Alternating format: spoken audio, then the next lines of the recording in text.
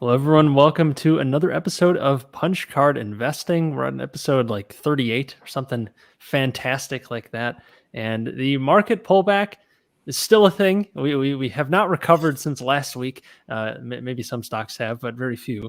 And streaming stocks in particular have taken a pretty big hit. We talked about Netflix a little bit last week. We'll definitely be talking about them again today, especially with the news of Bill Ackman buying in.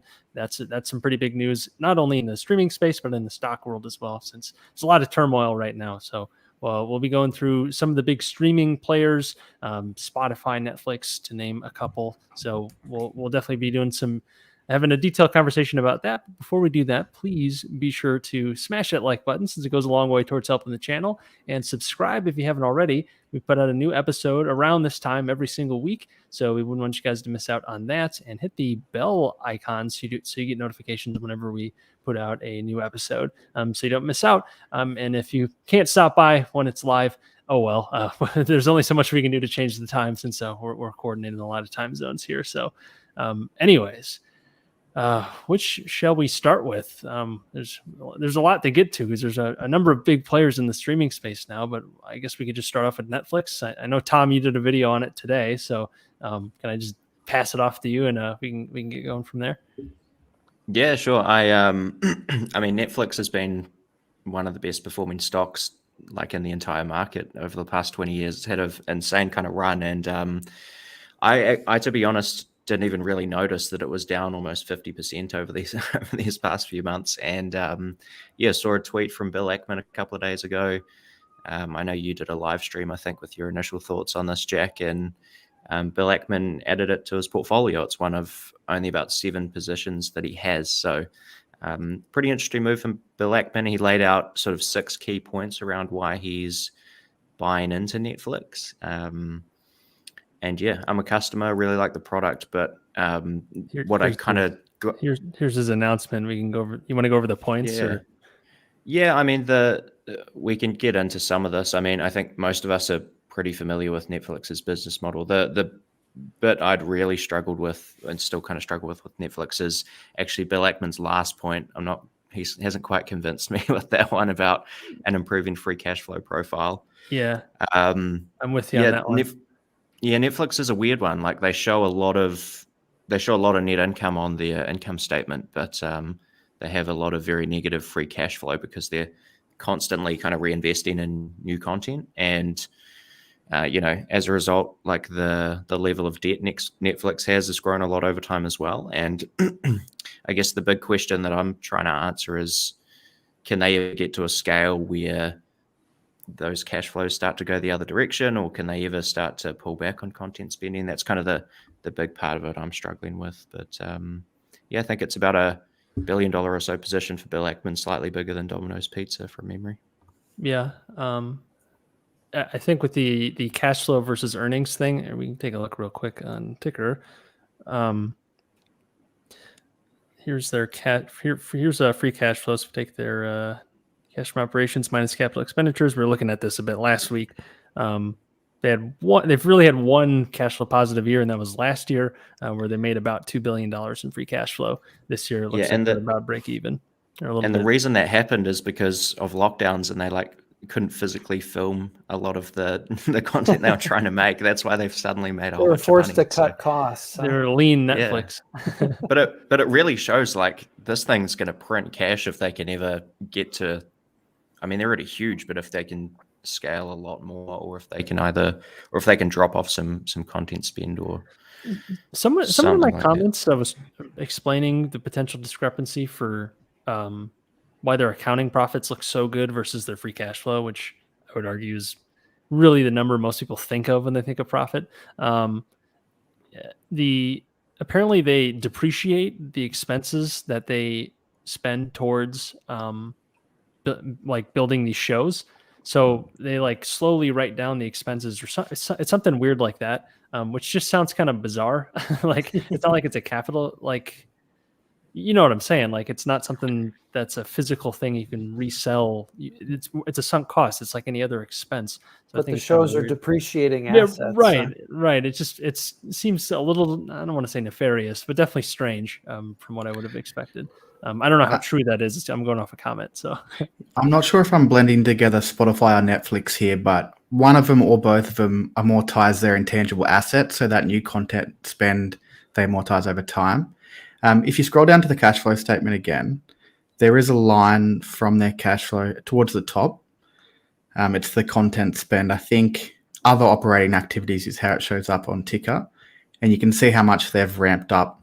That's pretty much their content spend, which is unusual for any company that kind of affects our cash flows. But I guess the bet with margin expansion is they don't need to keep spending $17 billion for the long term, or if they increase it slowly over time, their revenues and earnings should grow faster than that, which leads to more free cash flow and higher margins. I would definitely argue that they wouldn't be able to ramp it down. Just the style of content they have. We were kind of getting at it last week, and it's a higher churn sort of content. It seems more shorter term, not fad content, but they have a lot of hits. But then those hits don't seem to really sustain themselves after a few months, maybe. And they ride that out, but then it's on to the next thing. You were talking about that today, Tom. It's like you got to keep moving, get to the next piece of content, but it's very expensive to produce all that content. And now you have so much competition in this space, more than you had maybe 10 years ago, or definitely more than 10 years ago, even more than a couple of years ago. Big players coming into this, seeing how much money can be made doing it. And they might have better economies of scale only because they have certain media assets that Netflix will never be able to have unless they buy it off of them. Think Star Wars, Marvel, whatever asset that is. So I don't see this going down, but I could be wrong if they hit a home run with something that really sustains themselves long term.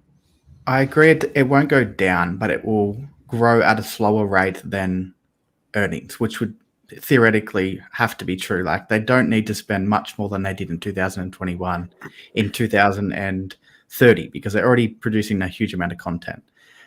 They will increase it. I have no doubt that it slowly increases over time, but I think the earnings should grow better. And to push back on the competition aspect from Disney and everything else, the kind of advantage for Netflix, and this is reading through a Substack I found on Netflix.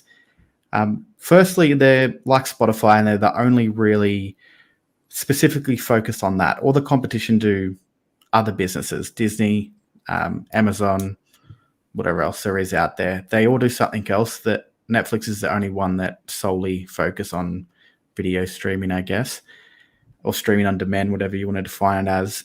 And then other than that, they invest globally. They're kind of developing all these studios all around the world. So they produce localized content that, of course, we don't see on our end of Netflix. But if you live in France, you get a different Netflix than you do if you live in Australia. And I think they're the only ones really doing that. Whereas Disney, they are a global brand and you could watch it from anywhere in the world. But the advantage to kind of take away from the local media markets is something that only Netflix is doing, from my understanding. Yeah. And I mean, there's companies that have, like Disney's a really good example of a company that's done this before. Like they're spending boatloads of money on content all the time, but they produce a lot of cash. And I don't know, maybe we need to give Netflix 20 years and they can do the whole recreate all our movies, rehash them all. They don't need to hire writers for The Lion King the second time around and all that, like Disney. Maybe we'll get a rerun of 13 Reasons Why or something in 20 years. I don't know. It'll be interesting to see if Guy Spear ends up taking a position at these prices. He talked recently about how it was a mistake. He kind of missed out on Netflix. He kind of had it in his sights in some sense and just didn't go deeper on it. So it still strikes me as expensive. It's definitely it's a lot cheaper than it was a month or two ago, but there's definitely serious risk involved with it, even for all the great things that a guy like Bill Ackman said about it. And it's still a great company, don't get me wrong, but there's a lot of growth priced in still, even though it's come down.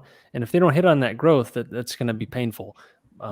So I was a little bit surprised to see someone like Bill Ackman, who really preaches on stable, predictable free cash flows, invest in something like this that has not really proven that they have that yet. Maybe they will, and maybe it's likely that they will, but it's not the typical Bill Ackman bet I would have expected.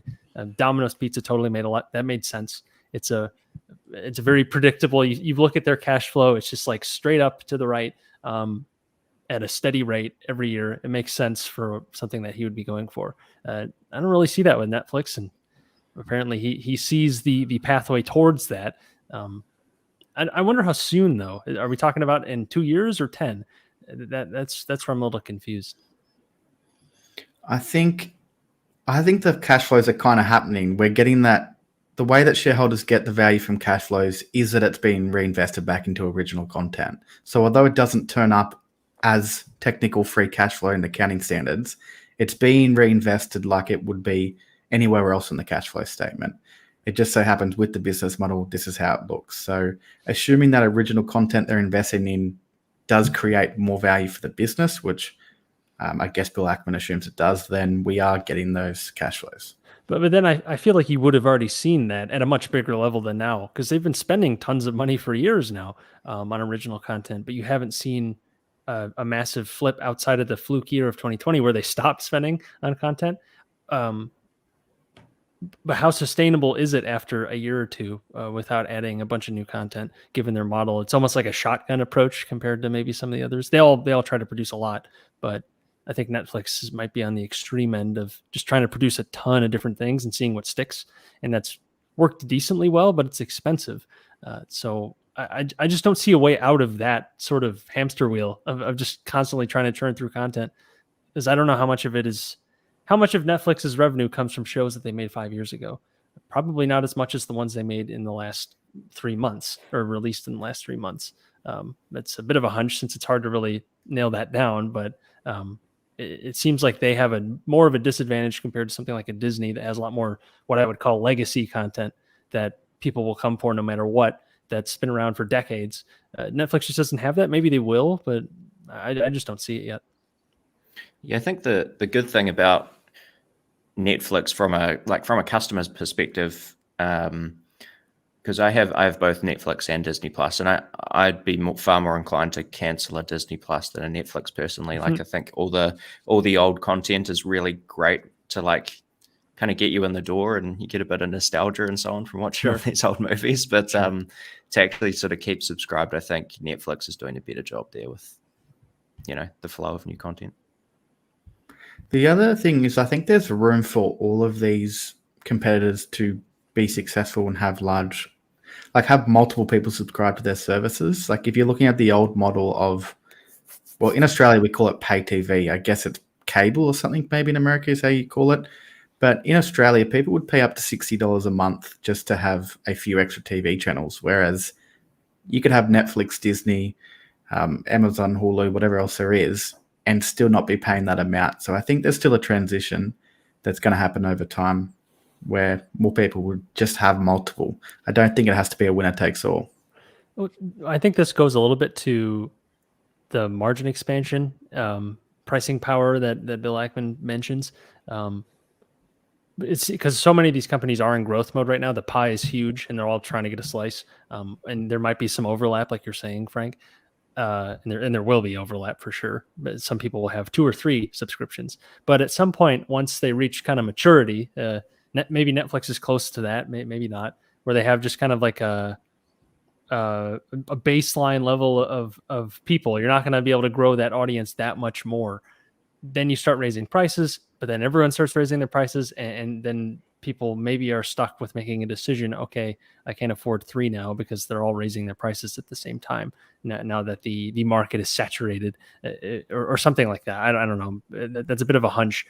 I don't see the pricing power yet, just because everyone's in growth mode. And if you raise your prices too high, well, there's a bunch of others to choose from that are way cheaper. They've already pushed up prices fairly successfully, I would say. Yeah, I mean, there's always a ceiling to that, but yeah, I wonder. I know they're not at that ceiling yet. I don't know where it is though, and I don't think anyone really does. And we probably won't for years, I would guess, especially as they expand internationally and everything. Sorry, I just got distracted by Matt's comment there. All right, we'll pull it up. All right, Matt. Let's counsel Matt for a second. Boy, wow. Dating a girl who just bought Tesla at 850. I mean, it's better than 1,000. Is that a relationship deal breaker? What do we think, guys? Cut her some slack. We all start somewhere. You know, I appreciate the fact that she's looking at buying financial assets. That's a good thing. Yeah. Whether there are favorites, it's a start. So you already have a good foundation there. It needs some patchwork, but I would not call it a deal breaker. If anything, it's like a new frontier. Yeah. I have a fiance who every now and then will suggest that we buy Bitcoin or Ethereum, so I can't judge. And how do you respond to that, Frank? I kind of laugh it off, and she I play that. Or is it serious? I just say she doesn't understand why, and nothing I say to her is going to explain why I think it's a bad investment. The conversation's pointless, so I just say I'd rather not. If she wants to do it herself, go for it. Frank says, "Babe, let me tell you something about accounting," and then gives his KPG pitch. So we're talking about multiples. Yeah. Yeah. All right. Brad? I think my wife asked me, why don't we own Tesla at one point? And I don't think I knew what to say, really. It had gone on such a run that everyone who doesn't own it looks kind of like a dummy, right? And it's like, this could be, this could be sort of a barometer. Matt, if you keep this girl around, if assuming she's not really into investing, if she just hears something is like, oh, I should invest in that is your red flag not to invest in that thing because it's reached her. You know what I mean? Like she's not really into the markets, but she hears the Peter Lynch analogy of like the person on the bus or whatever. The cab driver brings up a stock. She's your cab driver. She's your warning flag. You're maybe canary don't in the tell coal her that, mine. though, Matt. Don't tell her that. Keep that card close to your chest. Yeah, of course. Maybe that's it. Alrighty. Jeez, my girlfriend owns one stock that's not an ETF, and that's Berkshire. So that's where we're at. She's done well. She's done well. Have you trained her, Tom? Tom's bragging about how good his girlfriend is here. Brought her up for the dark arts of value investing. Yeah. Yeah, I said, just give it to Uncle Warren. You'll sleep well. I feel for you, Matt. That's a tough situation, buddy. Extremely tough. Can't sleep at night. Thank you, Matt. All right. Yes. What Netflix. Oh wow. more Netflix? Did I just see Reed Hastings is doing some insider buying with Netflix? Did you guys see that?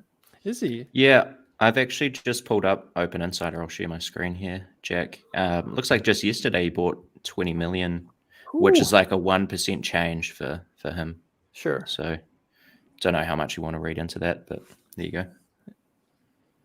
These are all the insider transactions. It's a little hard to read. Could you zoom in a bit? That one, that top line. Yeah. Oh, there we It go. is. It's crazy that 20 million is a 1% change. Barely. Yeah. Well, it's not nothing. Yeah. No, 20 million is a lot of money for basically anyone. Because I mean, it's locked up in stock. It's not like he's taking this as an income. Cool. Yeah. It's also probably the only stock he looks at. So Yeah, right. keep that in mind. The one point I did like that Bill said was how Netflix have proven their ability to kind of adjust over time and transition their business model. That's true. Which is something you want if you're going to be investing for the long term, because Netflix can't do what they're doing now forever. There's just no way that happens. They've proved in the past they've had multiple successful business models. More recently, I guess, shifting towards this original content creation. And it's worked, starting with DVD delivery or whatever it was, which is crazy. Yeah. But I think they can pull something else off in the future. They have a powerful brand now. Everyone knows Netflix. The brand's never going away, so they can transition multiple other ways, and I think they could probably pull it off. It's a tough business that they have navigated pretty well, and they have definitely created a serious brand name. So yeah, you can't knock them for that. So I definitely would concur there. Mm. People like our Bill Ackman Yeah, background. that's not my background. That's the stream background, everyone. It's not Tom's. Yeah.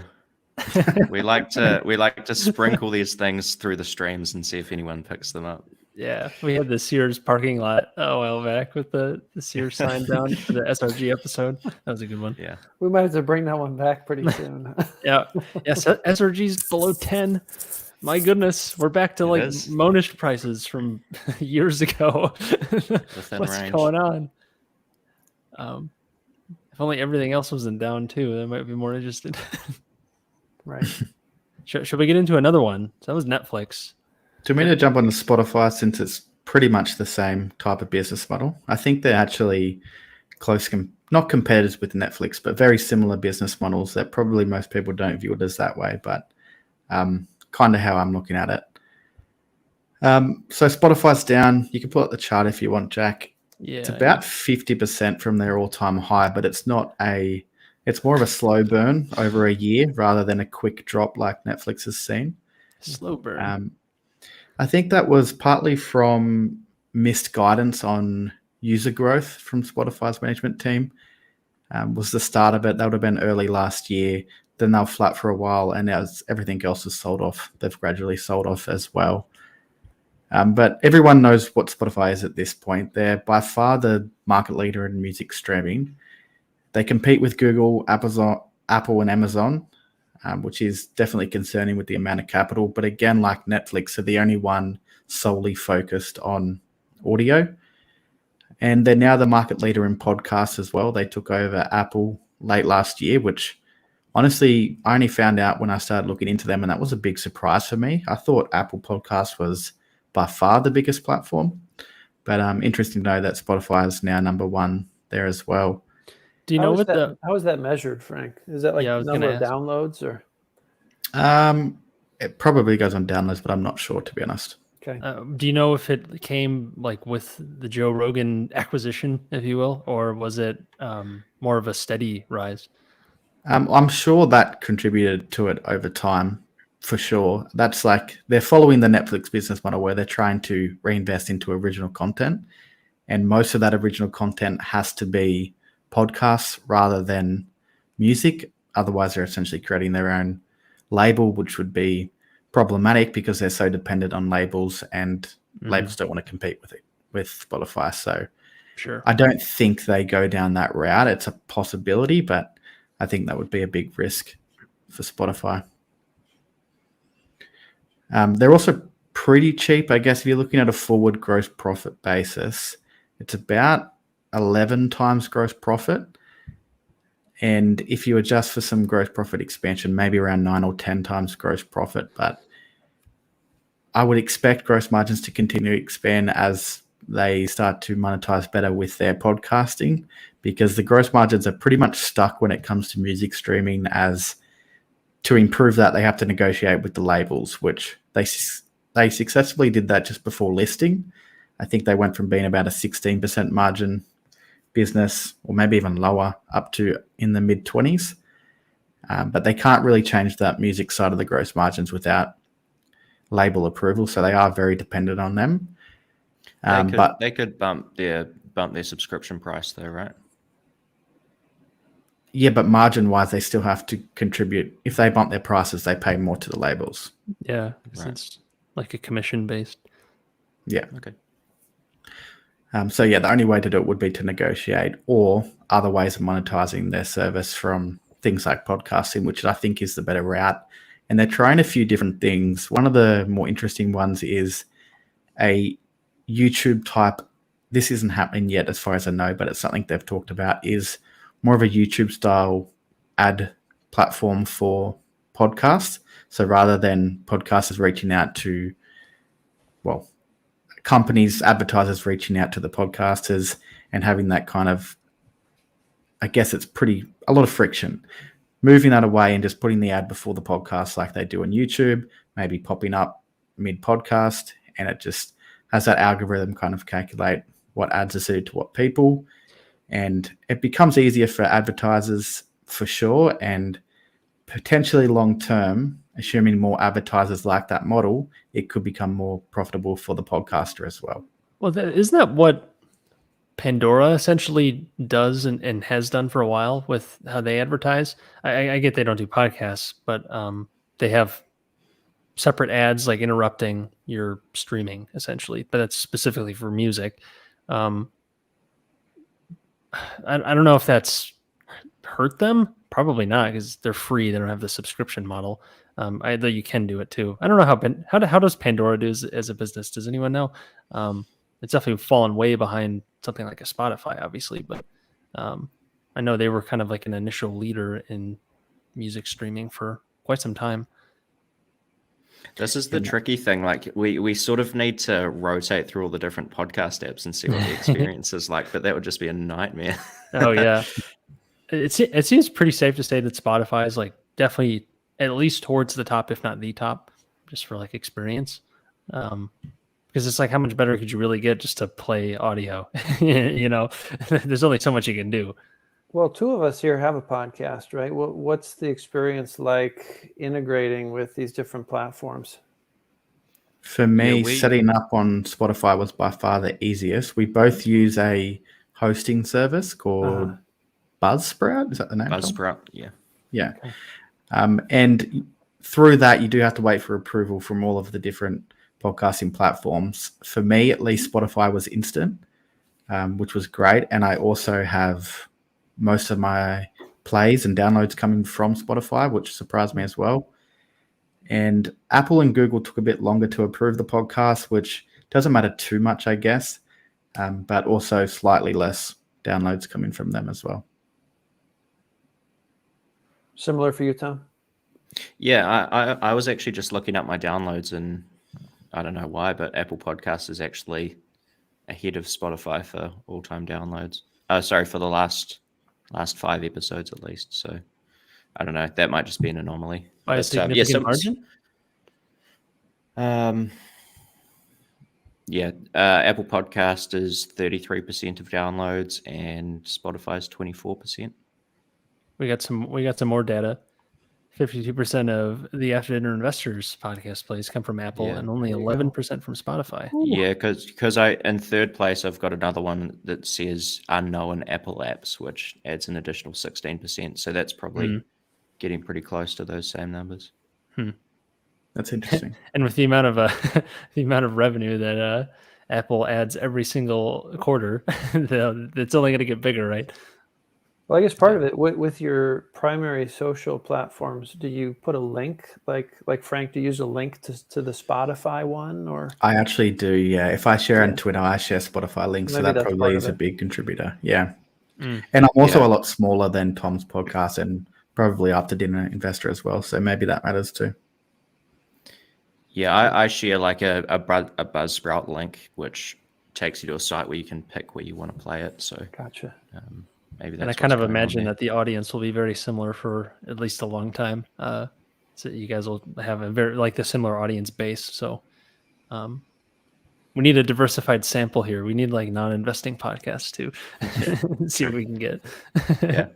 The interesting thing, like the bit I'm very early days on looking into Spotify, but the bit I'm most excited about as well is ads. I was listening to ads and podcasting from the business perspective. Like I think they're roughly 10% of revenue is podcast ads at the moment, and they're talking in a recent conference call that could get as high as 40% long term. Wow. And we all kind of know that ads, like a Google or Facebook, or like that's almost the best business model in the world. You have basically no incremental cost for every dollar of business that you add. So if they can get some serious scale there, that could get pretty interesting. Yeah, once you have the audience and a little bit of data, like you can go a very long way. So yeah. All right, I got to get the kiddo back to sleep, guys. I'll be back in a minute. No the data from Super Chat. Okay, we haven't had one of those in a while. And hold on a second. We tried to get Karan on to talk Discovery, right? But he, I don't know. Or better things to do, or be quiet about Discovery. Who knows?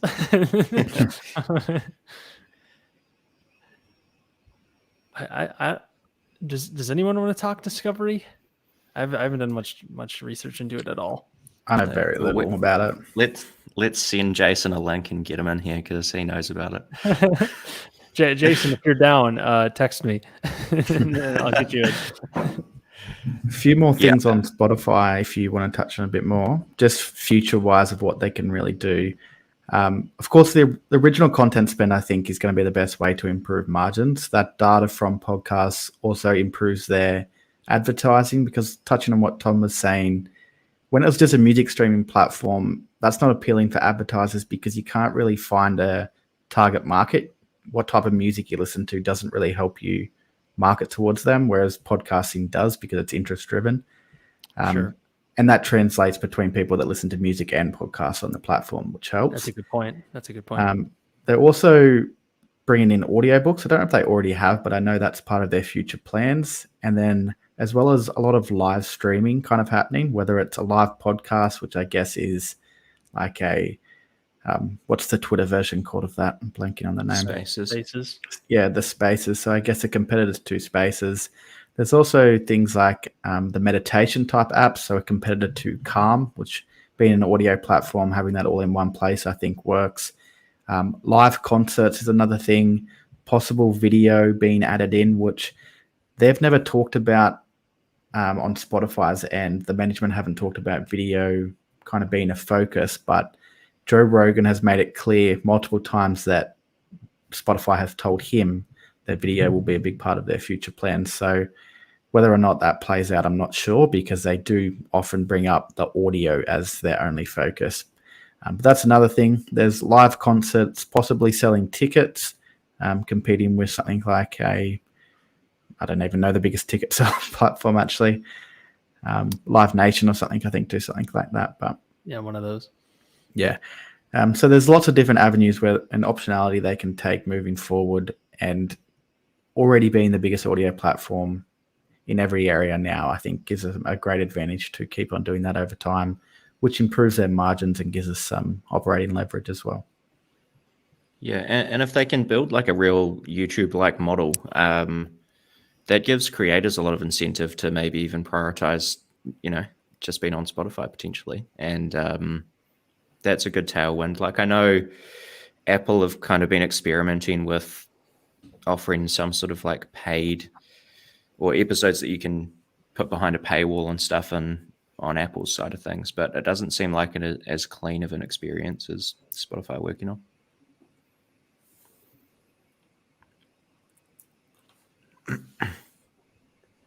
Tom, have you experimented with any kind of paywall content with your podcast? Nothing at this stage. I'm still trying to get off the ground, so we'll scale up a bit first. Trying to push the snowball down the hill still, huh? Exactly. Yeah, I don't want to add friction to its to it gaining momentum. Yeah. I think that is a option on Spotify at the moment as well, but I'm not sure, or at least it's been talked about. Okay, any other companies we want to cover, or should we dive into some of these? I just sent Jason. Jack, are you sending Jason an email? I sent him an invite link, so whenever he's ready, he can come talk to us about Discovery. Any others though? Jason's just run off to get his best clothes, and he'll be on in a few minutes. The shirt and tie. So we got Spotify, Netflix, Discovery. We'll talk about in a moment. Disney Plus. Yeah, Disney, of course. How could we forget about Disney, the evil empire? Pull up there. Has anyone done a deep dive into Disney? Because I guess, Disney Plus is a small part of the business, really. They're a monster. It's amazing that that's a small part of the business, and they've built it so quickly. Well, I shouldn't say that because they built up the media empire over a long time, and it's kind of a spawn out of that, to use some Monish language. They've got one of those bazookas he talks about as well. Let's see here. How many users do they have for Disney Plus? Disney Plus users. Just over 100 million now, I think. They're about halfway to Netflix. Yeah, halfway. Hulu's at 25 million, Paramount at 48 million, Peacock 50 million. And they've done that in 2 years or something? Yeah, very, very fast. Yeah, there's a chart I've seen somewhere between all of the streaming services and Disney. Disney's just look insane. They're the latest one in, and they quickly took second place. They got the classics, and then they got all the Star Wars hype. It's just big driver. Their IP is by far their biggest advantage in this Oh, space, yeah. and that's never going away. Particularly, I guess it's mostly kids IP. I would say that's not completely true because they now have Marvel and Star Wars and things too. So it's a lot of nostalgia kind of with Disney, Yeah. which I think is great to getting people onto the platform, but I don't think it's great for keeping them necessarily. I could be wrong on that one, but that's just an anecdotal thing, at least for me. I signed up for Disney, cancelled it 6 months later, whereas I've had Netflix for a very long time. So it might be similar for other people, or maybe that's just my own outlook. I'm curious how heavy Disney is getting into the NFT game right now. Have they been? Is that a thing? I think some Marvel stuff has. I don't know if it's them Marvel. or I have seen some of that. Who was it? It was Andre. He has like some Spider-Man thing, and he spent a ridiculous amount of money on. An inordinate amount of money on. Yeah. Yeah, but he's not alone in that venture. No. But I'm just reading a stat. This is pretty mind-blowing to me. Apparently, consumers spend between 2.6 and 3 billion every year on Disney DVDs and digital copies. Does that seem excessively high for DVD sales these days? You said, how many billions? Between 2.6 and 3 billion. 2 to 3 billion on. When's that from? This is from a Substack written this year. Wow. 2021, sorry. So recent. I was wondering if it was like 2015 or something. That's pretty insane to me. So that is a lot of, obviously, people that will eventually become subscribers to their service if they haven't already. Their cash flows got hit pretty hard from the pandemic, and still are, because I know they had to close parks down, and that's a big part of their business. Movies obviously were hurt too. And that was a big drive towards starting Disney Plus, and whatever ESPN Plus as well. And do they have like a content spending line on their cash flow statement there as well? Other operating activities? Yeah, it looks like they doubled down on content spending too, probably. Yeah. Which I think every streaming company is going to have to do that. If Netflix is putting in the capital, then if you want to compete, you have to do the same thing. Right, that's the competition part. How's that 4 billion number compare with Netflix that we were just looking at before? I think they were like 12 billion. Oh, no, they were 17, I think, last 12 months. Yeah, that sounds right. Yeah. That's crazy. So that again goes back to why I would personally like Netflix slightly more. Is the sole focus. Like, I think if a company is only focused on one thing, that is appealing. There is, I guess, the argument you can make that diversifying that, like Disney do across a few other things, makes it a bit more safe. But it depends how you're thinking about it, I guess. Mm-hmm. It's just a hard business, isn't it? Like, I was talking about YouTube yesterday. Like, they don't even have to worry about making any content. They just give creators 55% of the ad revenue, and that's kind of it. And that's kind of why I get really interested in the Spotify podcast stuff over in Netflix. Hey guys, guess who arrived? What? He's here. The king of the chat. Let's give him the screen. Say hi, Jason. Here he is. Hey everybody, how's it going? Just so really enthused with this show tonight, I wanted to jump in here. Yeah, you know. Thanks for hopping on. You're going to be our discovery expert. Jack, I'd rather not talk about that tonight. I see what you're doing there. Yeah, how's it going, guys? Thanks for letting me jump in here. Good conversation. What was on the menu? Yeah, where's your bikini? Says. Oh, I had 4 slices of Papa John's pizza tonight, so I didn't feel like not Domino's. That's a half a pizza if I can do the math correctly. Brad, that's not a half-eaten pizza where the people around you order extra large. I didn't even know that exists, but tonight we had extra large pizzas. Yeah. Gotcha. Good stuff. What's your topping? Did you say it already and I missed it? Oh, I think we had pepperoni and olives and sausage. So Wow. That's a diverse mix. Flavorful. That's a diverse Yeah. mix. Heavy. Yeah. Cool, man. I don't know if I'd call that a concentrated portfolio of toppings, but I don't know. It's pretty broad. Charlie Munger-esque, I would say. Yeah, maybe a little bit. Yeah, not fully loaded. Pretty concentrated, but not too concentrated. What are your thoughts on Disney and Netflix, Jason? I don't know. It's a weird market. It was a weird week, and I'm used to focusing on things like assets and cash flow, but all the space in the last couple weeks has been around these I don't know, futuristic companies, in the sense that a lot of their profits, at least for like Disney Plus with their streaming, a lot of the profits are coming in the future, and I've honestly been questioning myself in the last couple weeks, having to think about all these companies. Like, is this what investing is, or is this more like private equity, where we're kind of like betting on which companies are going to be winners in spaces and future cash flow? So those two companies in particular, I don't know. I've just never been a Netflix believer as a investor. I have it. I honestly wish I didn't pay for it each month, but it's something my wife watches, and can't remember the last time I really had to watch something on Netflix. I'm more of a HBO Max kind of guy, and Discovery Plus. And with Disney, at least with Convenient. Disney, yeah. Well, no, hey, That's I'm why not you're talking here. That's why you're here. But with Disney, I like with Disney the fact that you have theme parks, the fact that you have all that content, and all the other ways they make money, like cash. Got 100 billion in debt too. That's no fun. Yeah, but I mean, they're one of those companies where if they wanted 200 billion in debt, they could probably go out tomorrow and get it Yeah. at 4%. You know, so I don't know. I've never been comfortable with Netflix as an investment. And Tom, you were talking earlier about how they have net income, but I guess they don't have operating cash flow or cash flow. It's just I just don't really understand it. And what's the point? Is it just to keep churning money? I don't get it. At least at these prices.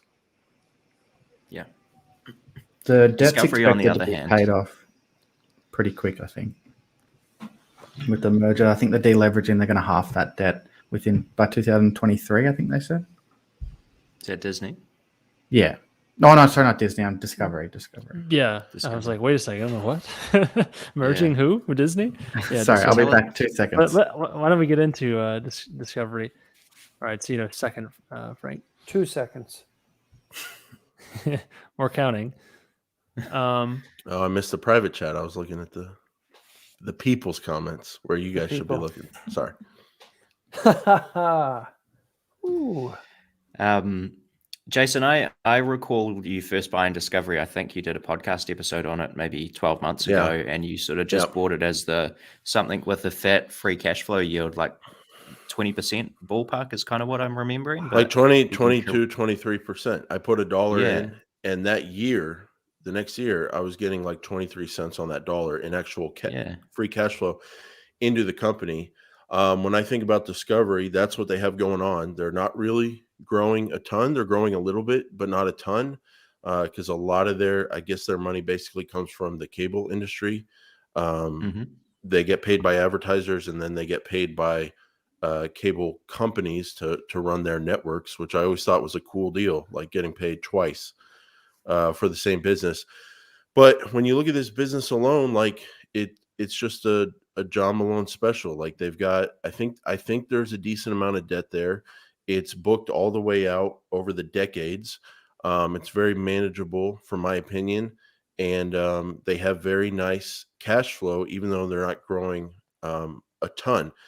But of course, with the merger with Warner coming out of AT&T, everything's going to change, because they're now going to be, I think, one of the big three players. And I think that combined content of Warner and HBO Max, along with the Discovery reality stuff, I think that is enough to compete with Netflix and Disney Plus and be on the same playing field in terms of the way they should be looked at by investors. So I like that. Heads, I win. You become one of the big 3 streaming companies and the one that's growing. I saw an article this week that like HBO Max added the same amount of subscribers that Netflix had all year in the last quarter or something like that. So you're one of the big 3 and you're growing. And then if that merger for whatever reason doesn't happen, you're getting somewhere around 15 to 20% free cash flow yield, I think. And Jason, have you been in and out of Discovery a couple of times? I think you might have got in just before the Bill Huang dramas. Is that disaster? Right? Yeah, I don't know anything about that, but I was in at like $20 to $29, somewhere in that range. Then it went up to 80, and I sold half my shares. And then it came down to 40. I sold the other half. So I've actually I was in, and now I'm out. And it got down to like $21 or $23 recently, and I was like very tempted. I just sat on my hands though and didn't make a move. Then it jumped up to 29, and I was like, kind of, all right, maybe I missed it. And now it's back down to like 25 maybe. So it's something I think about like every week. Like, should I get back in here? And I just haven't had that same level of conviction that I had when it was like down at 21, 22. But I don't know. I think about it, but I just haven't had that conviction for whatever reason. And is that to do with the merger, you think? Like there's question marks you've got around that? Or? It's not so much question marks. It's just that when I got in there initially, they were just getting into over-the-top streaming, and you had this cash flow company, and then you had the promise of something happening. Maybe they would merge with someone. Maybe their streaming service would start growing. And it was attractive because you didn't really know how big it could be. And then the merger happened, and for whatever reason, I'm kind of like the rest of the market in the sense that I'm like, okay, it's cool, but I don't know if there's too many unknowns about it or the debt that's coming in there. I don't know. It's one of those things where every day I feel like I should be in there. I just haven't had that conviction. Maybe it's other stuff I'm holding and quite in love with, that I haven't wanted to part ways. But when you compare this to Netflix, I would much rather be in Discovery. That's me. Fair enough. Frank, I think we're getting a little bit of background noise since you jumped back on. Yeah, your fan's running, I think, on your computer or something. But with Discovery, like you're saying, it's compared to the others, it's a real nice free cash flow yield. But the question is, you already pointed it out. You're probably not going to get a ton of growth compared to maybe some of the others, but they have some growth engines in there. Though I'd be worried because they do have they had like $20 billion of debt, if I'm not mistaken, at a $17 billion market cap right now. So certainly a big debt load. As I said, a John Malone special. Yeah. Tons of debt, tons of tax deductible interest payments, and long time payment periods. Yeah. It's not a disaster by any means, but it's significant. Yeah. But on a free cash flow basis, it looks nice. But you know, Jack, the thing about the not having the growth, the thing that kind of put me at ease when I was first making the investment is, and I'm trying to put myself back in that mindset and remember things about the company, is my sense of it is that they have the goods, they have the content. And what are we doing right now on a Friday night? We're creating content. Like, content is the king of the world right now. And they have content that people love. We can talk about some of those shows if you guys want to. 90 Day Fiance, hundreds of pounds of people. It's just like half-ton team. Yeah. So there's a lot going on with their content, but that's what the people want. And my point is, in a competitive landscape where you've got Netflix paying a bunch for content, other huge streaming companies paying a bunch for content, I liked the kind of margin of safety, if you will, that, maybe we won't grow through cable in the next 10 years. And that, who knows what's going to happen, probably a lot more cord cutting, but we have the content that we can go sell to other people, other bigger streaming companies, which in a sense, I guess they kind of did with the merger, but. Does Discovery have like a much older audience than Netflix and Disney Plus? Like, Is that going to be a Yeah, I kinda problem wonder. long term, or if they got some young buck content coming through? I think honestly, I think it's people like me and the stock compounder. It's just this your everyday parents, raise your kids, have some Papa John's pizza. Maybe I'm speaking for myself now, not Brad, but let's sit back on the couch and watch some fat people on your TV and go, they're fatter than me. I think that's when you want to feel good about yourself. Yeah, I think that's not all of it. There's a lot of home renovation stuff, and lots that's of just lots of flipping shows, right? Yeah, it's really that purchasing power demographic that people talk about, the demo, if you will. I think. Interesting. I like Discovery. Yeah, I wish Karan would talk about it. You guys have probably seen my tactic. What I do with him, I talk about Discovery because I know he probably sees the same things I do or similar, and then I see him kind of nodding and stuff like that. He does not like to talk about it, though. Maybe he doesn't want to jinx it because of the merger. He and I have both been exposed to annoying merger fall throughs. So maybe he just doesn't want to jinx it or something. In the last year, that is. He's still building a position, so he doesn't want to move the market. Yeah, we're talking about it. He could swing it big. Like Karan, you don't want to talk about this holding every quarter. I see on my YouTube subscriptions, Karan up 75% this quarter. This is my portfolio, and he talks about his portfolio. True. So what do you guys subscribe to? Does everybody subscribe to Netflix? Everybody subscribe to Disney Plus? Everybody subscribe to just I ride the coattails on a Netflix account and then occasionally use Prime Video. I think that's really all I've used in the last a couple of years. Though I'm close I'm looking at I have looked at HBO in the past for some shows. Like I never watched Chernobyl, but I really want to watch that.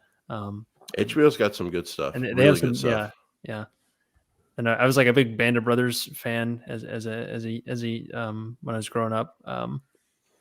And like they clearly put out really good content, the really high quality stuff. So I'd be probably interested in that one next. So then again, I need to get on the new Star Wars stuff because I'm a big Star Wars fan, and I haven't seen Mandalorian or Boba Fett, and I got to get on those. So maybe that would be the first one. I don't know. I don't think we actually even have HBO Max in New Zealand, so maybe there's some international expansion room here. Yeah, that's all right. I've got Disney and Netflix, Disney Plus and Netflix. New Zealand, that's one of those highly desired markets for a big streaming company. A huge 5 million people. Oh, is it more cows than people? Maybe Jack can look this up, but 5 million would move Netflix's needle, I think. Would it? Like 250 million? I was in terms of getting new subscribers. Well, we've got Netflix. We don't have HBO Max. Well, that's what I'm saying. I'm saying just that number saying that New Zealand is not big for HBO Max. Like 5 million people in the streaming wars. But is a lot. The issue is like, there's probably one subscription for every 6 people or something because everyone uses their uncle's login or whatever. Yeah, right. How big a prize is that if Netflix can solve that issue? They cut it down to a few people per account, but obviously people will still abuse it. Yeah. I do wonder though, like, are we talking about like a double, or if they were to cut it down just a little bit? Or like how many more people can they squeeze? I think we can all be prepared to pay more for quality content in the coming decade, because we went from like cable where everyone thought, oh, we're overpaying, and so let's pay a little amount for streaming, and then we're kind of getting the way better end of that deal right now. But for it to be sustainable as a business, which is kind of what we're talking about tonight, I think they're going to all have to kind of raise their prices once we're settled into 3 or 4 big players. That's what I was saying earlier, that like once it's saturated, fully mature or whatever, and growth is not the growth by acquisition of new users is no longer the focus. Yeah, that'll be the next point, I would think. I think they would probably opt to just raise prices before they were to try to, say like, oh, only 1 or 2 people can use the account. I think they would just raise prices, be a lot easier and probably less abrasive than trying to do some sort of password workaround where it's a hassle to get into the account every time. Like that's probably not what they want. Just charge people an extra $2 per month, and you raise revenues in a big way when you multiply it by a couple 100 million people. Yeah. So in terms of content subscriptions, Audible for me, because I'm a bookworm, and Twitter Blue, which I just subscribed to. Oh, so what's Twitter Blue? I'm not even. So Twitter familiar. Blue, it's like $3 a month. You can edit. That's not the main feature, but you can edit posts, which is like, why can't you just let everyone do that? That's fantastic. I've made mistakes and I just delete the tweet immediately to repost. Yeah. But the more useful thing I've found is you can look at top articles. So based on everyone in your network, how many people are sharing particular articles. And that's really good. Yeah, it's super helpful. Especially as a creator. Like, yeah, good for topics and. Totally. Yeah. So those are my two. Nice. Twitter Blue. I had never heard of it. This is why Twitter doesn't make enough money. They're trying to get some things going over there. Not in time. Yeah. Not in time for some of us to invest in it. But yeah, if they could do the basics right, they'd be a much bigger company, wouldn't they? Oh, for sure. Yeah. For sure. Yeah. Should we get a few questions before we wrap this thing up? Sure. If you see anything, Jason, too, as our valued guest, let us know. Yeah, I'm scrolling up to the top. Give me a moment here. See if there's. I want to see Jason answer some of his own questions from earlier. Give us his real thoughts. Oh wow! Maybe his thoughts have changed. Explain yourself. Explain yourself. Netflix is an oil company. Sure, you made money, but then it has to get invested in new content. Actors get cash. We get future growth. Well, if you need me to explain that, maybe you need a few more things explained about investing, because I think it's very clear what I'm trying to point out. You guys were talking about this earlier. Like, do they really not make cash every year? Really? Well, yeah. So I mean, what I'm saying is they're extracting. They're extracting it like an oil company. Well, Charlie Munger's talked down about a lot of things, but one time he talked down about oil companies because he said he didn't like the business model where, yes, as an owner you get cash, but then the day you get it, you have to go invest it in more oil to then go get cash and do it again. At least with an oil company, with some conventional oil, you can drill a well and then it pays you for 30 years. You guys were saying earlier how much of Netflix's content are they kind of earning subscribers from that is from 10 years ago. And actors get cash because there's never been a better time to be in the entertainment business because everybody needs content. So in demand. That's why I guess here. One pushback on the free cash flow thing, and I guess this could be a misunderstanding by me not knowing the business well enough, but if we're looking at what you'd call owner's earnings, you could almost deduct that content spend as a growth capex rather than a maintenance type thing. That's the adjustment that could be made, and therefore you'd have huge amounts of free cash flow. So as long as that content does generate future growth and returns, I think there's no problem having that line there, and that the cash from operations is just misleading. Yeah, that's the entire, issue for me is like I don't know if it's maintenance or growth. Right. Well, one argument to show that it would be growth and not maintenance is for myself, I want to unsubscribe from Netflix. I want to stop giving them $150 a year or whatever it is because I don't watch it. My wife claims she watches it enough to keep it. And so there you go. It's like there's people like me and maybe other people on this show that don't want to be subscribed, but yet here we are, and the product is sticky enough. And maybe it's not all growth capex. Maybe it's like part of it is growth capex. Maybe part of it is maintenance capex. Because then when they do come out with something, it kind of pulls me in for another year or something like that. 100%. What else we got? I've got. Here's one. Love the channel for later when it goes off the rails. I think we've been relatively on the rails this episode. Time. Yes. Yeah. Yes. Whose idea was until it? Jason got here. Yeah. Right. We had that girlfriend question pretty early on. But that was more of an intermission. That wasn't really off the rails. That was a brief break, and then we went back into it. Whose idea was it to bring everyone together? Were there other people considered to join the group? Oh wow. I think I initially made a random group chat on Instagram from memory, but someone else came up with the live stream idea, I think. Yeah. Jack, I think. You, Jack. I think I came up with the streaming idea, but I you think definitely so. created the group, and we were all starting to collaborate with each other anyways. And then Millennial Money got started, and I was like, hey, that's actually a pretty good idea to like have kind of a similar circle of investing people together. So I do recall it taking a long time to agree on a name. We went back and we had a few. Took days and days. Yeah, it did. We nailed it though. We totally nailed it. Yeah, I think that was your idea, Tom. Tom picked the name, or I'm pretty sure, right? Possibly. I think you came up with the punch card concept that we used. So, and Jack did all the admin. So thank you, Jack. Yes. Sure. I did the initial branding, the logo and stuff. I'm an amateur, so please have mercy.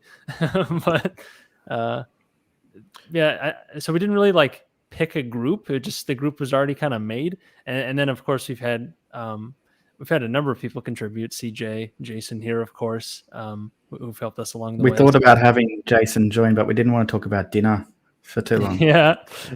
Jason's kind of become our de facto sixth member when we don't have our full crew, because some days it's just really hard. I didn't get the call tonight though. I was a little put off by that. But we tried to say like if we have 4, we'll just leave it at 4. But if we have 3, then we definitely want to have a 4th person. Is kind of what we generally operate on. Jason every Friday afternoon's probably waiting on our emergency. Can you please come on the show? No one's available. Text message. A little closer to the truth than you know, Tom. Hey, now that you guys are getting meta and talking about your own show, on the show, can I bring up a question from Steve at 10:21 p.m.? Yeah, let me find it. Thank you for the timestamp. That helps a lot, actually. Oh, that's hilarious. We've never used the timestamp. That would help me so much, guys. Why didn't I tell you to do that? Mine says 5 p.m. though, so I don't think it would help. It wouldn't help. That doesn't help. Converted to Central Time for me. This one. Yeah, so nobody will be watching stream when the Metaverse come. I had this thought this week.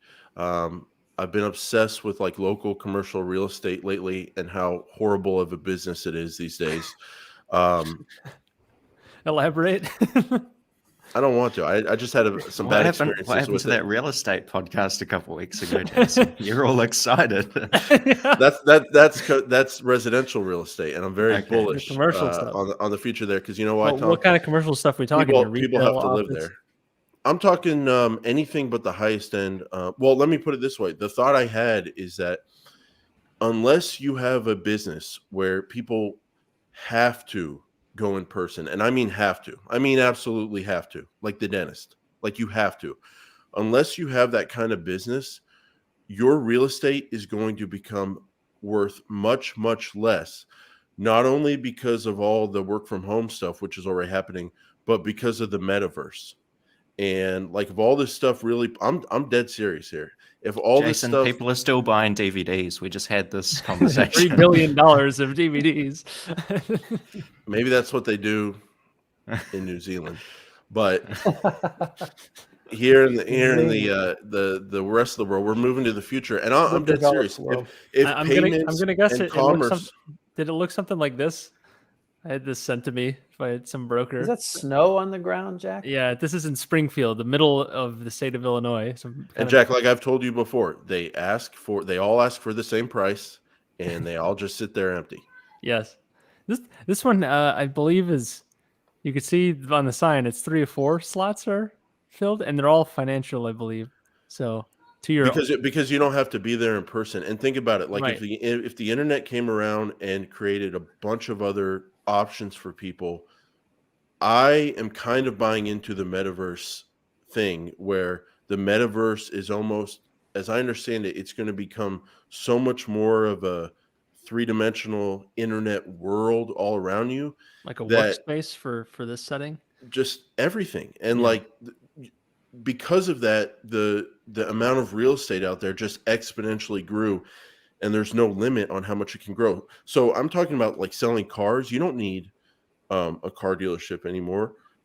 Food places, you don't need that. You don't need it. And so I just I'm worried about if I was in that kind of local real estate business, because the metaverse, and just like Steve is saying, I think it could come for content as well. I didn't know how big video games were until the last year, and if metaverse makes video games even more in demand, I think that's going to take away from some of these streaming companies where you just sit there and watch a show for an hour, which might be outdated 15 years from now.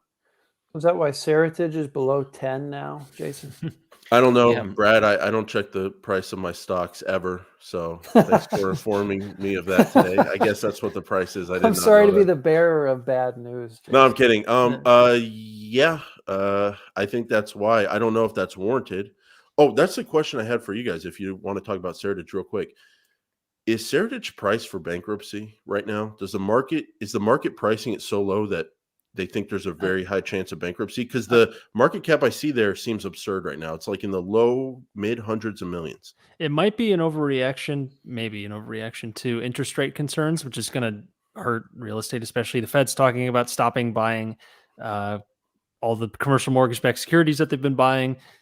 Whether they actually do that, we'll see. But that's gonna send a ripple through real estate if that really does happen, and Seritage in particular. So it's probably something to do with that. But whether that's an overcorrection, part two, the same sort of thing we saw a couple of years ago when it dipped below 10 during the first COVID crash. That's what it seems like to me. It's very much like interest rate driven. It's so crazy that price was at 40. Just like a short time ago. Was it? Oh yeah, before the before Corona. Gotcha. Mm-hmm. I think one of their biggest appeals to the Seritage case was refinancing that debt at a lower rate, and now that's becoming much more unlikely. The higher interest rates are kind of driven, so I think that's definitely a concern. Right. That's what worried me. Is when I was a shareholder, I was just worried about that clock, and I wanted to see them move faster on that debt and tying it to individual properties and stuff. I don't even actually, Frank, to what you just said about interest rates, I don't even know if it's about locking in the debt. It's more about property values and cap rates going up with interest rates. That's going to kill property values. If all of a sudden no one can get a mortgage under 6%, I'm not saying that will happen, but all of a sudden your buyer pool now has way less money to go buy your property, and they're trying to redevelop stuff. So that ending appeal price is important. Appraisal price is important for eventually getting the refis, whatever they want. So I think the interest rate for the loan, for their own loan, is less important. It's more what the market could pay for these properties and what banks would be willing to lend on, if that makes sense. It's different sides of the same coin, but I think that's really what it is, more of a pricing thing. Yeah, and they're quite leveraged to those property prices with the amount of debt they have. Mm-hmm. Very interesting situation, because you hear all this negative stuff about interest rates and things tightening there, but at the same time, I see articles every week about how real estate's never been better, and high-end real estate, the prices just keep going higher. And does that make Seritage more valuable? Depends on where you are. Yeah. Because in some areas, it's just incredible undersupply, partly because of zoning issues. We've all heard about supply chain issues with commodities like lumber, and it's hard to build in some places. But for places that maybe like that Springfield property I showed you, is Springfield going to do well in the next 10 years? Those areas are going to be in big trouble if we get any sort of pullback or compression, or not compression, or expansion of cap rates. Yep. Well, I've got kind of a weird question. So why aren't we just going to be watching streaming in the metaverse? Aren't we going to be doing the same things in the metaverse than we're doing? It'd just be a different life? setting. It seems more customizable, maybe. Anyway. Yeah, maybe the metaverse is an opportunity for Netflix to grow in there. They quietly got into video games, I think, recently, and the market focused on that for a little bit, and then we haven't heard much about it. But that would, of course, be huge for them. Just like Twitter, there's so much opportunity for Netflix with those 100 million subscribers or whatever it is to add an audience, different kinds of services. One streaming company, if you can call it that, it's a many-thing company that I did want to mention. What about Frank? I know you'll have something to say about Tencent. And I know when you were analyzing Spotify, you found it easier because you had already gone through Tencent, which has its own giant music platform. Did you include Tencent in this analysis of streaming, or it's such a beast with so many different subsets. I don't know how you kind of prioritize it. Well, one thing I was going to bring up specifically was Tencent Music, which is its own company that Tencent own. I think 66% of is, I could be wrong, but it's a majority stake either way. And that's just a much cheaper version of Spotify. If you look at the global market share, I think Spotify about 32%, and then there's a few players, I think Apple, Tencent, they're all around the 13 or 14% range. So Tencent Music has a huge market share, given that it is almost exclusively China, which is their own advantage, I guess, because they don't have to really compete with anyone in their own region. But it is just Spotify, but 5 times as cheap. Wow. And then, Tencent overall, they have a lot of different streaming aspects. They're a combination of all the companies we talked about today into one, pretty much. So the answer to this streaming question is just buy Tencent, right? Well, it's the only streaming type company that I actually own. So sure. Frank, I may have dreamt this, but does Spotify have an investment in Tencent Music? Opposite, Tencent have an investment in Spotify. Yeah. Oh, gotcha. Okay. I don't know if it's. I know Tencent own I think a 5% stake of Spotify. So that's the answer, right? Just buy Tencent to get exposure to Spotify. Don't buy Spotify because I think China's more or less the only major market that Spotify's not in, right? Is that? Yeah, that would be right. I think that would be true. Should we pick one more question, maybe? I got one for you, Jack. Okay, you got a timestamp? 10:16 p.m. Central, CST. Same time. You're over there. Oh, this one about your bikini, or no?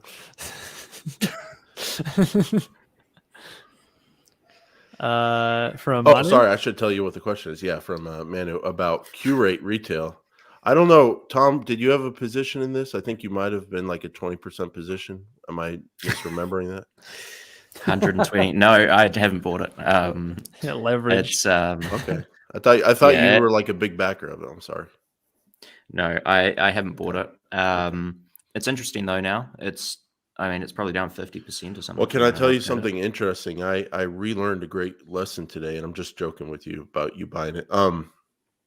It was down 15% today, and the reason why is because I'm looking at an article here. Things are just down. Revenue was down another 6.5% to 7%, or 8 to 9%. Their operating income, some kind of metric they used, was down 22 to 25%, and there's now lower than expected demand coming up. And so, to me, it was the classic value trap. And myself, a few years ago, I may have fallen for this because the company was like $3 billion market cap. You think you were getting $1 billion of free cash flow. Oh my gosh, 1/3 return on your investment there. But that doesn't work if the revenue and the income goes down, especially if you have a ton of debt. So that was just a great lesson, I think, to kind of see that play out in real time. And then another sign that kind of cooled me on this company was I think the CEO and other insiders were like selling decent sized positions of the company. And I kind of have a rule lately, unless it's something like Apple or a mega cap where someone's on a planned selling thing as the CEO, I really just can't buy a company where at the same time the CEO is selling and I'm buying from him. I just can't live with doing that. So it was a kind of, to me, a value trap in real time. Yeah, it's go ahead, Brad. You don't buy into somebody can sell for 100 reasons argument where, well, maybe it's not, a big indicator of. I can't buy into that when it's the leader of the company. There's something about it. Like, to me, if you're leading a company and getting millions of dollars a year, I got to have you believe in to some extent to at least hold your position. Now, end of the year, someone sells $30,000 and they're a big executive, maybe to cover taxes or to buy a boat or whatever. Like, I get it, but 6% of your position, 7% of your position, it's just a big red flag to me. Fair enough. That's fair. Yeah, I think you're exactly right, Jason. Like when you stumble across a company, I think Curate's probably like a PE of 2.5 or something at the moment. Like it's priced as if earnings are going to fall off a cliff. And I guess if you're trying to analyze it, basically your sole job is to figure out whether that's true or not. And I think it's probably expected for earnings and cash flows to decline for Curate over time. But yeah, I mean, if the price gets low enough and they keep paying these massive special dividends and you get your money back in 3 years or something, like, does it really matter? Well, that's the appeal with Curate that I was going to say. Yeah, the downside protection is incredible. As long as they can survive 3 to 4 years, you pretty much guarantee you get your cash back. And then they have this huge upside from either a multiple re-rate with business improvements. I know they are trying to transition in different ways, but the downside protection is the appeal. And the cheaper it gets, the more downside protection you have.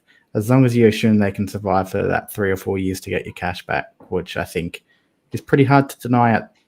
But I could be wrong. I don't understand it well. Yeah. Frank, yeah, I got something made for you. Oh. You see this unnamed book right here? Yeah. This is Joel Greenblatt's class notes. Wow. Special situations or whatever it's called. I had it made into a book to make it more likely to read, and every time I think about it, I think about you because I think you've been talking a lot about special situations recently. That's nice. Yeah, I've been working through the class notes. Class notes. I've been reading on my phone, so it's hard to do, but it is kind of clunky. Like sometimes things seem out of context. It kind of jumps and changes around because it is class notes, but is that from a particular year that Greenblatt was teaching, or what's the layout? It's early 2000s. I don't know the exact year, but there's about 300 and something pages. I think it's about 20 different lectures. Okay. Yeah. Cool. Jack, we got one more. They told me we got to get to it. It's from James, 10:41 p.m. CST, 8:41 p.m. PST for the stock compounder. 10:41. All right, James. From James.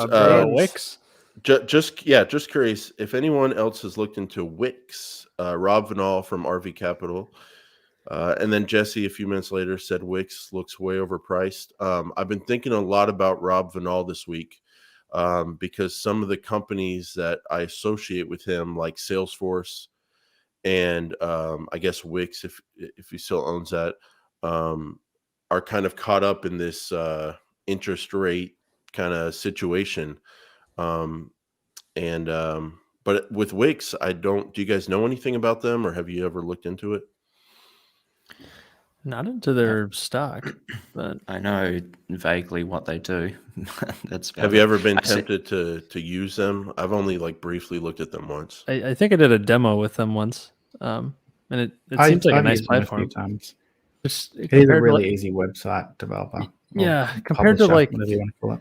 But compared to self-hosting on WordPress, it's just so much. It's so much more. You can get so much better value that way. But if you're just looking to conveniently build a site real fast, then sure. At least that's my understanding. It's pretty expensive compared. Go ahead.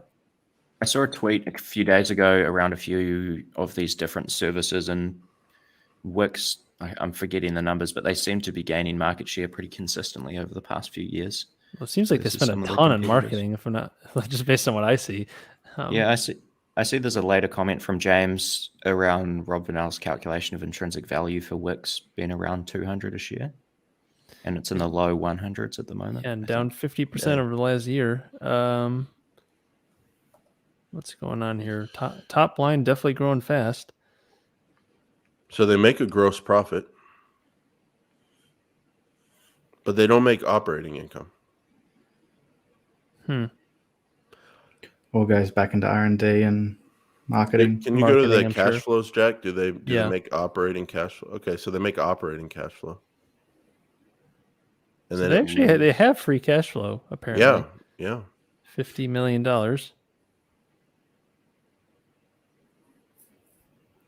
And what's the market anything cap? Rob Vinall owns is probably worth looking into. If you don't know Rob Vinall, I think his track record is about 20% or slightly under for around 16 years or so.